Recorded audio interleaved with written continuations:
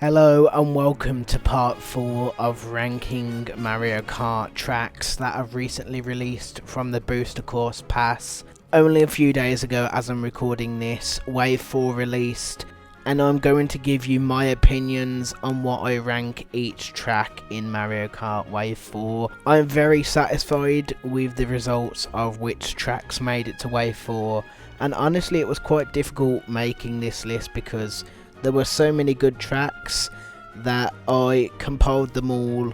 I got through a lot of the hassle and I finally came up with a decision. So let's get into it. Starting off with 8th place will have to be Bangkok Rush. For me, it's a great idea, but I feel like there could have been a lot more. You spend the majority of this track on like a highway sort of thing. For me it seems very lackluster as there are a lot of very tight corners which is very difficult to maneuver, especially if you're going at 200cc, and I just feel like they could have done a lot more in terms of making it more variety. It's a nice looking track, but for me I feel like there's not enough here to put it at a good spot in the list. In the 7th place spot we're going to go with Singapore Speedway. The music for this is insane, it is absolutely amazing. However, for me it kind of has one of those things where if you're going too fast, so much is happening at the same time, you don't know where to go, there's a lot of corners that you have to turn. I do like this track and I love what they went with, but for what else is on the list it has to go here because there's just so many more good options, and especially with the nostalgia that is left to come in the top positions. Yeah, this is going here for now. In 6th place, Waluigi Stadium. This has been a fan favourite and has been wanted in this game for quite a while now. I do love the changes, but I will be honest, when this was in Wii, I wasn't really the biggest fan of it. Even when it was on the Nintendo Wii, I thought it was an okay track. It wasn't anything that I was destined to have in the game. Sure, it looks great, but I wasn't really expecting this to be in Mario Kart anyway. Even if it was, I would have been happy, but not chuffed. And coming in at 5th place is Riverside Park.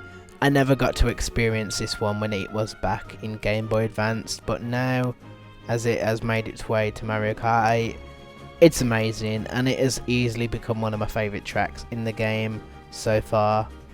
What I love about it is the theme. It's not overly bright and at the same time it's not too dark, it's just right. It reminds me of one of the tracks from Mario Kart Wii, which I think was in the Leaf Cup. I'll put it on the screen now, but it's amazing. The waterfall's great. The piranha plants that move from side to side that you have to shoot the item out of to get a speed boost with the mushroom is a nice little something else to do. And I think that it isn't too long of a track as well, which doesn't drag it out. It gives you just enough time to enjoy it. So yeah, that is Riverside Park, 5th place. Moving on to 4th place, I'm going to have to go with Wii Summit for this one. I really do like what they did with this. They gave it a whole new revamp. The graphics look absolutely amazing and it feels great to have this race back in Mario Kart, especially when it used to be in Mario Kart Wii. It's great to have it back here now so we can live some amazing nostalgia memories that we used to have. In 3rd place, I would have to say this is probably my favourite tour track.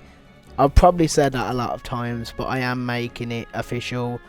Amsterdam Drift is my favourite tour track, and that is why it's in 3rd. What I love about this track is that it has so many things to offer. First off, starting in the city, making your way off a ramp over a train, ending up near some windmills, going through a nice field, all of a sudden going underwater, which this track already has so many events happening, only to go back to the city and then driving through a field of flowers, only to come back to the finish line, which finishes in the city. There's a lot going on here. The music is amazing, the colours are amazing, and I feel like for a tour track it really packs a lot of variety all into one race. And for me, Amsterdam Drift is third for a reason. It's amazing, I love it, and yeah, that is one of my favourite tour tracks. It might be my favourite tour track. We'll have to wait and see with the remaining courses that do get released.